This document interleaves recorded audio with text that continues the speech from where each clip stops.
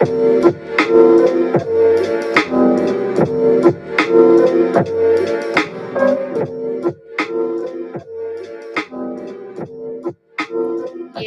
trying to continue elevating in my businesses. I think you had a book you were working on. Did you work on your book? Jam Blue, you are so funny. Thank you for joining. Let me invite Ari.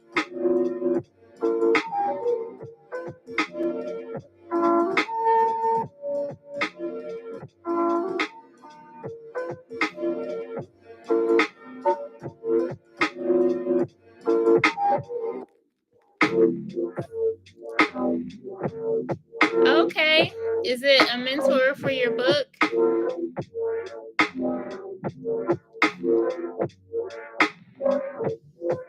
Hey, lady. You made it. You look fly. Can you hear me? I hear you. Hey, you look fly. Did you just get your hair done? Nope, I just... Okay. Pulled it apart. And put some edge control right here, like the... Yes. Well, thank you for joining. I appreciate you.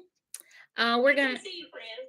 Yes, love it, love it. We're gonna get started. Go ahead. But I can't see you. You can't? Oh gosh. I hate when this happens.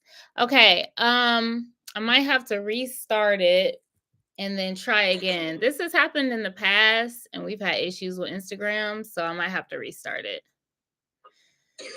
So, unless you want to jump out and jump back in and see if that toggles it. Okay. Let's see.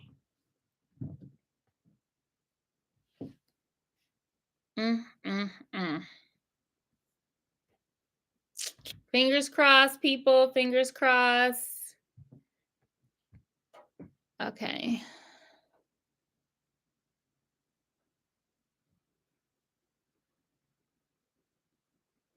You saw her. Did you see both of us? Can you see me now? No.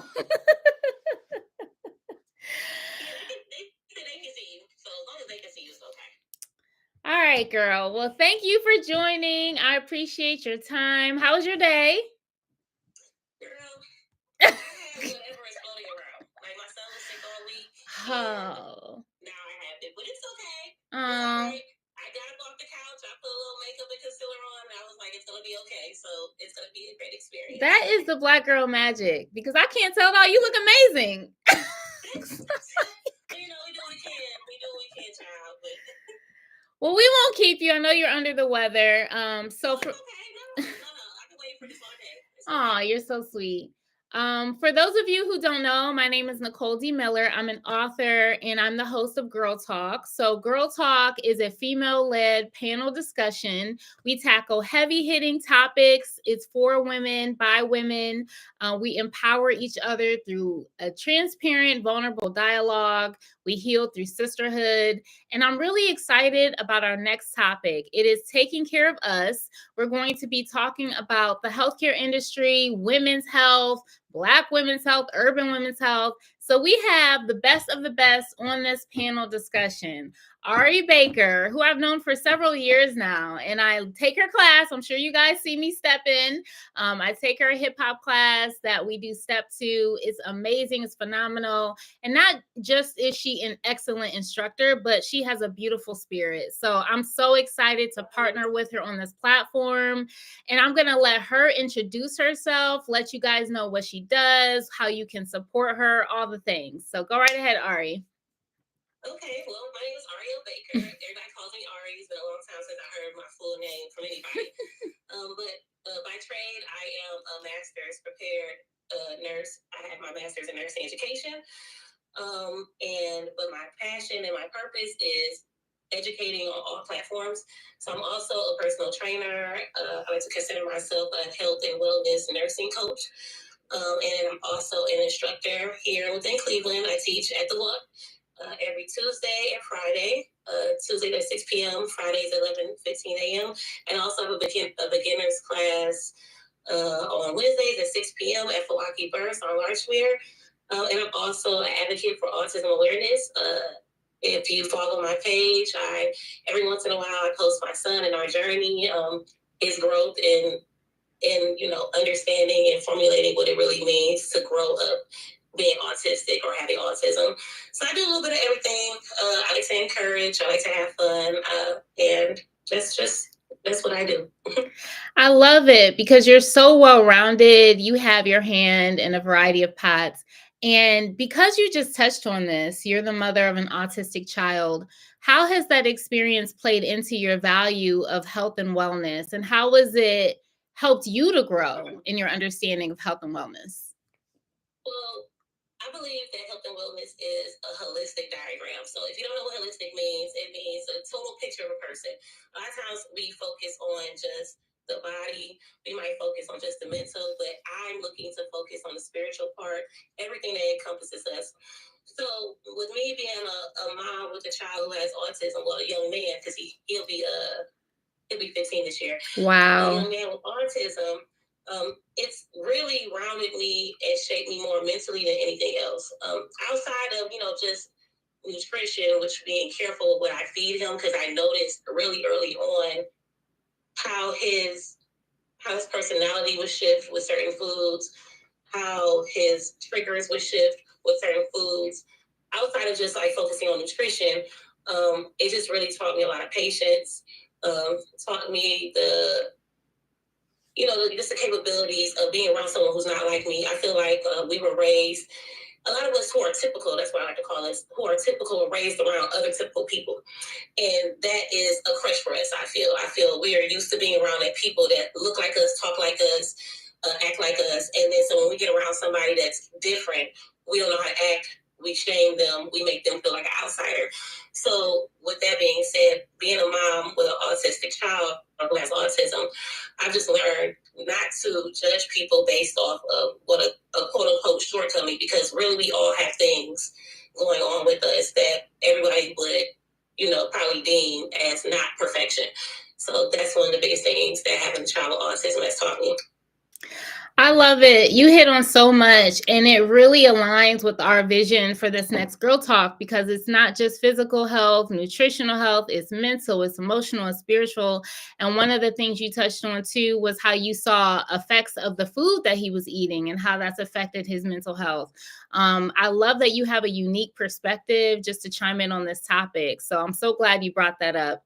Now, outside of you being a mom of an autistic child, like what led you to this space of health and wellness, and how did you come upon your passion and your purpose? Well, I kind of have always been immersed in the spirit of having to be cognizant of health. Like I ran track in high school. I have a sister that's almost 9 years, exactly 9 years older than me. Her birthday is a day after mine, but 9 years. She has cerebral palsy. My grandmother had paranoid schizophrenia. And so I really learned how to accept those on a different wellness platform at an early age, because I was the youngest, of course, I was the baby in the family for a long time. And then I just was always athletic. My mom put me in gymnastics. She kept me really busy. I ran track in high school. And surface level, that became a passion. It kept me out of trouble. I know I seem very pleasant now, but I had some trouble. I had a troublesome some teenage years where I was getting into a lot of fights. I was getting suspended. I was going through a lot of things, and track really saved me. It gave me an outlet for my aggression. It gave me structure and discipline. So when I began running track, that turned into like a good addiction for me. So that's how I really got into health and wellness. And then I became a nurse. I got pregnant early. I got pregnant at 19. And at the time I was majoring in communications and theology. I wasn't about to make no money, child. So I switched over to nursing because at the time my friend, she was a psychology major, and was like, you should come do nursing with me. You're so good with people and things like that. And I was like, okay. And I liked the prereqs, and I excelled. I graduated top 10 in my class in nursing. Wow. which is not a school very heavy with the chocolate girls, I did very well. Hmm. So I guess I just kind of gravitated towards the health and wellness platform early when I was younger. And it sounds like you were a young caregiver. Like you became sensitive and empathetic towards those who were needy in that area or had a healthcare issue. So it sounds like you were Yeah, groomed for it. yeah. A lot of times we're put into situations where you have to adjust. Humans, we're very adaptive. Either you sink or you swim. We had that fight or flight response. And growing up in a household with people with special needs was my normal. It wasn't something that was abnormal for me. So it would be times where, I grew thick skin. Of course, if I was walking, it would be times I was walking to school and my grandmother, if she wasn't taking her medications, she would have periods where she would talk to herself, talk to objects on the street as she was walking me to school. And I had to learn how not to be offended. That's why a lot of people, when they see me, they be like, oh, she acts so unbothered. I have no choice. Like, I can't fall to pieces every time someone has something negative to say about me or my circumstance or my family. Same thing with my sister. Like, she has a bit of a delay on her right side or the time. But anyway, it's like you just learn to not become your situation, your circumstance. You learn to adapt and you learn to grow and you learn not to care what people have to say about you. I love it. I love that it's built you. That those are things that other people could have crumbled under or could have been a hardship or they could have been at the very minimum annoyed by it, but you used it and made it a positive thing and it's a positive attribute. I know I heard you talk about running and that being a positive outlet for you, but I know with most caregivers, and this is another reason we're doing this talk because so many women are caregivers and so many women are pouring out and in that space of caring for others. How do you maintain caring for yourself and self care? And how did you even discover that that was a need for you? It was hard for a long time. I'm telling you, my early 20s, I didn't really understand what self care was until I got late 20s, early 30s. Um, I spent a long time concerned about everybody else. I spent a long time pouring into everybody else. When I got about 29, I decided that it was time for me. Um, One of the number one things that I do in relation to self care is set boundaries. So I know that sounds very small, but I was a yes person. Can you do this for me? Yes. Can I have? Yes. Can you go here with me? Yes. Can I borrow? Yes. And it left me with nothing. Mm-hmm. Let me get some water. Yeah. And it left me with nothing. And so then what I would try to do is I would go back and I started back working out after I had my son, about 25 years old. I tried to mask all that and place a band-aid over, not pouring into myself with just fitness. You know what I'm saying? Just working on my aesthetics. Well, I don't like how I look and I don't like how I feel and I don't like how I'm being treated. So let me just throw it all into the gym. And it worked for a second. It worked for a second, just like anything that's a band-aid. Band-aids will stop the bleeding for a moment. But if you have a really big wound that you have not addressed, the bleeding's going to keep coming and coming and coming. So it took me falling on my ass a lot, breakups, um, ends of relationships with friends, conflicts with parents, the loss of a parent, to really say, okay, this is what I'm going to do for myself. So even in moments of when I don't have a lot of money or when I didn't have a lot of money, I started doing things specifically for myself. Like, I'm gonna keep my hair and my nails done. That's on period. I'm gonna keep getting my eyebrows done. Mm-hmm. Right. And if I don't want to do something, it's a big no for me. And it used to be a hesitation, and now it's a no with no response afterwards. I don't feel the need to provide an excuse to, stroke your ego on why I don't want to do something for you. And that's been the biggest thing with self-care for me, is just learning how to say no. And I know you said that's a small thing, but that is a big thing. And I've heard so many women share about the difficulty of setting those boundaries. If there are people that see this video or even who attend our panel discussion that are struggling with people pleasing, that make it, it's hard for them to say no, what are some tips you can give them in kind of getting to that space? Because I'm sure it didn't happen overnight. Did you have any books you read, podcasts you listened to, therapists that you talked to? Yeah, I was a therapy child. Like, let's see, 29 and 30, I had my first encounter with a therapist, and she helped me She helped me to break free from my shell. So I know I come off very like bubbly sometimes, but I'm very introverted in certain situations. In many situations, I just have learned to turn it on and turn it off when I need to. But therapy was a big help. But really, just life experiences, like you just have to be okay with losing people. That's that. It's no way to get around it. Not everybody is made for you in every single season. And if you let go of the fear of I'm not gonna have a friend or I'm gonna make my family member mad, then you will find freedom immediately. The stress almost immediately what lifts off of you.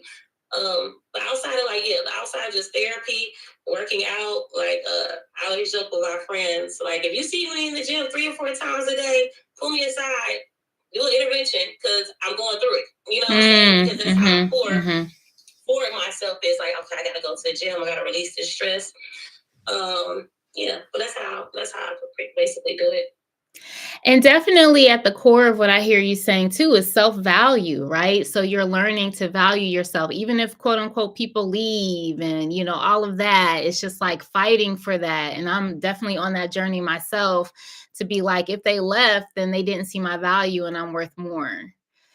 So I appreciate all of the gems and nuggets you shared. It's like it's gonna be a good time. You done gave me some more thoughts about questions I'm gonna ask for the panel. I love conversations like this.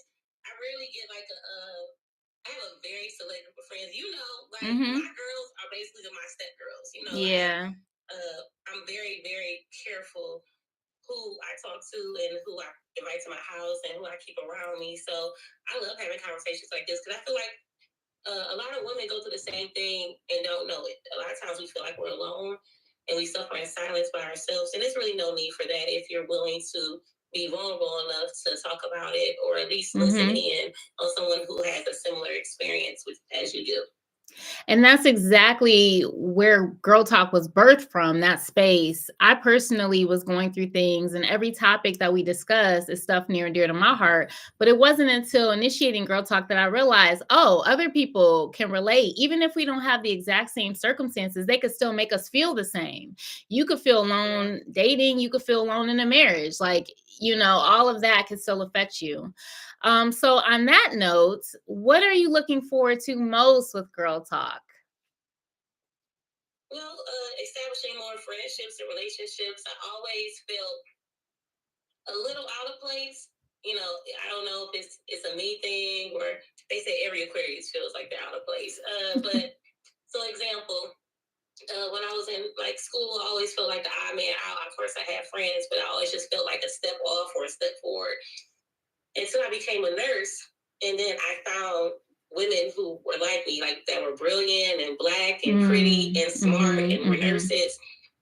And that's one of the reasons why I like the gym, because I find women with similar values as me. So Girl Talk also gives me another outlet to find women who are educated, who are well spoken, who are diverse, who have been through things. A lot of times the world makes it seem like if you've been through stuff in your life or if you're scarred, you're worth less than another person who might be able to cover up a little bit better. But I actually appreciate being around women who have a story in the background because it gives me motivation to know if they can do it, and I can do it. You just summarized everything for Girl Talk. It is a compilation of female leaders. They're all go-getters. Everyone is an expert in their own right. And everybody has been through things, been through so much. I'm blessed to be surrounded by these women, yourself included. I love gravitating to people who are like-minded, who have similar values. And I love our uniqueness. We can be very different in other ways, but because of our values and our hearts, we're in alignment and we're in unity and we're in sync for such a time as this. So you guys check out Ari. She's going to be a featured panelist at our next Girl Talk discussion. It is Sunday, March 24th from 6 to 8. We're being sponsored by Unbar, Mas Luray, and Teen Enterprise. So we'll have a 1-hour dialogue with all of the featured panelists. Then we're going to break into question and answer for 30 minutes. And then it's a time for networking and fellowship. So if you're a female, if you're a female leader, if you're a male that supports women empowerment, come through. It's going to be a good time. $5. So there is no excuse. $5. Drink tickets will be sold ahead of time. So you do have to get your drink tickets. Tickets are available on Eventbrite. Do you have anything else you want to share, Ari, before we close out? Oh yes. Me and my partner D, we're doing an event called Black March Madness. So we formulated this idea a couple of years back when we realized that Cleveland is a wealth of knowledge when it comes to fitness and health and wellness, but we have a crabs in the barrel mentality. We're very much segregated in the city when it comes to health and wellness. So we wanted to create a safe space where we can meet under one location. We own under one location and basically fellowship in relation to fitness. So we're going to be doing that March 23rd from 2 p.m. to 6 p.m. We have 26 vendors. We have outside talent coming out this year from different states. We have some local talent here coming. We have our motivational speaker, Mr. Mike Berry. We're going to have African drumming. It's going to be a great time. So just make sure you grab your tickets, early bird tickets in on Sunday. After that, we're selling tickets all the way up until the event. So yeah, just make sure you come out and support. We would love to have you. And where is it held? Did I miss it? Where is it held? Say it again. Where is it going to be held at? Did I miss that part? At the vault. So it's going to be at the Voltage Fitness Center on Lee and Mayfield. All right. Well, it sounds like it's going to be lit. So we got March 23rd, March 24th. Save the dates, and we will see you guys there. Thank you, Ari, so much for your time. I will talk to you soon. Feel better. Thank you, Boo. Bye-bye.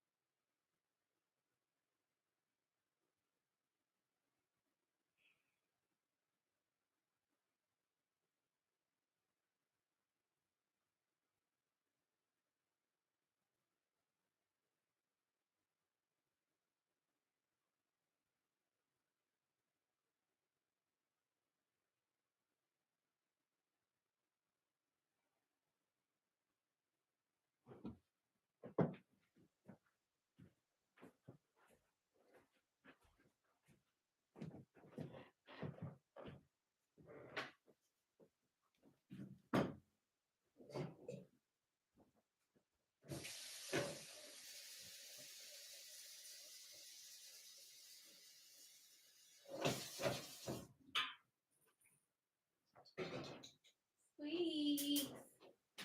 Hi, Squeaky, Squeaky, Squeaky. Hi, Squeaky, Squeaky, Squeaky.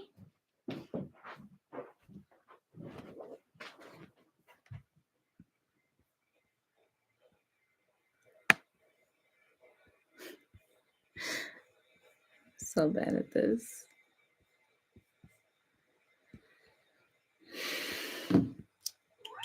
What's up, babe?